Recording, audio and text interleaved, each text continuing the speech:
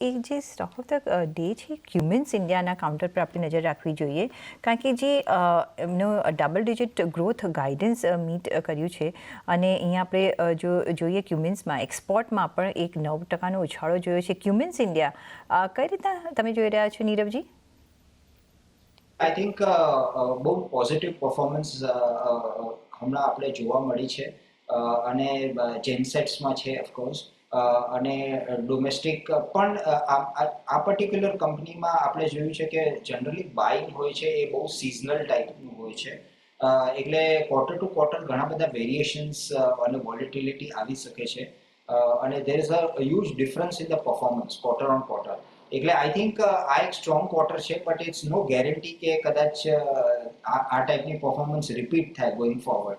તો I think એક cautious view લેવું જોઈએ અને જે રાઇઝ આવ્યું છે એમાંથી ડેફિનેટલી થોડુંક એક કેપિટલ એમાં થોડું પ્રોફિટ બુકિંગ કરવું જોઈએ.